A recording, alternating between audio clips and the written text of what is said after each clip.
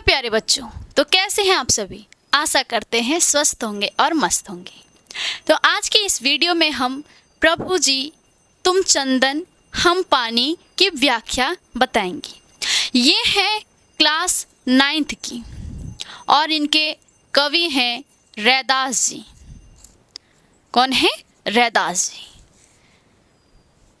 ठीक है, तो चलिए वीडियो को स्टार्ट करते हैं। आप ध्यानपूर्वक देखिए और समझिए। ठीक है, कम टाइम में ख़त्म हो जाएगी क्योंकि इतने ही हैं, है ना। अब कम चीज़ें रहेगी तो कम चीज़ें बताने में भी कम टाइम लगेगा और समझने में भी।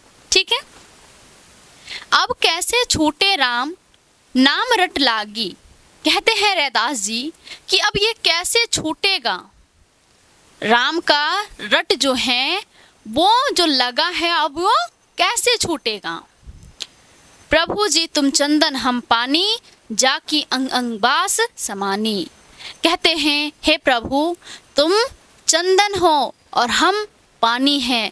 जैसे चंदन को पानी में लेके पीसा जाता है, घसा जाता है, तो वो पूरे पानी में वो अपना सुगंध क्या करता है, फैला देता है। उसी तरह रैदास जी कहते हैं कि प्रभु तुम हो चंदन और हम पानी, जो अंग अंग में समा जाते हैं। ठीक है, प्रभु जी तुम घन बन हम मोरा, जैसे चितवत चंद चकोरा। कहते हैं रैदास जी कि हे प्रभु तुम क्या हो, घन हो। घन का मतलब होता है बादल। प्रभु तुम बादल हो और हम उस वन के मोर हैं। प्रभु तुम बादल हो और हम उस वन के मोर हैं। जैसे चितवंत चंद चकोरा। कहते हैं जिस तरह जो चकोरा पक्षी हैं वो चंद्रमा को देख करके, चितवंत चंद चकोरा यानी कि चांद को देख करके प्रसन्न होता है, उसी तरह हम बादल को देख करके ये जो मोर हैं वो प्रसन्न होता है। यानी कि प्रभु को बादल बताया जा रहा है और अपने आप को क्या कह रहे हैं, मोर हैं। जैसे काले बादल को देखते हैं मोर लोग तो क्या होते हैं, बहुत ही प्रसन्न हो जाते हैं। किस तरह प्रसन्न हो जाते हैं, रैदास जी कहते हैं उसी तरह जिस तरह से चंद्रमा को देख करके चंदोर पक्षी, जो चकोर पक्षी हैं, वो प्रसन्न हो जाते हैं। प्रभु जी तुम दीपक हम बाती, जाकी ज्योत बरे दिन राती। कहते हैं प्रभु तुम हो दीपक और हम उस दीपक के बाती हैं जो पूरे रात भर जलती हैं। यानी कि आप वो दीपक हैं और उस दीपक की बाती हम हैं। बिना बाती का दीपक नहीं कहला सकता, यानी कि कहला भी सकता है तो वो जलेगा नहीं। ठीक है, तो वही कहते हैं रैदास जी कि आप दीपक हैं और हम उस दीपक के बाती हैं जो दिन रात जलते रहते हैं। उनकी जो ज्योति है वो दिन रात प्रकाशित होती रहती हैं। प्रभु जी तुम जो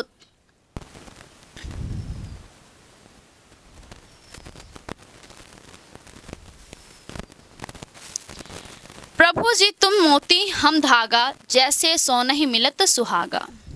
कहते हैं प्रभु आप क्या हैं, आप क्या है, मोती हैं और हम क्या है, धागा हैं।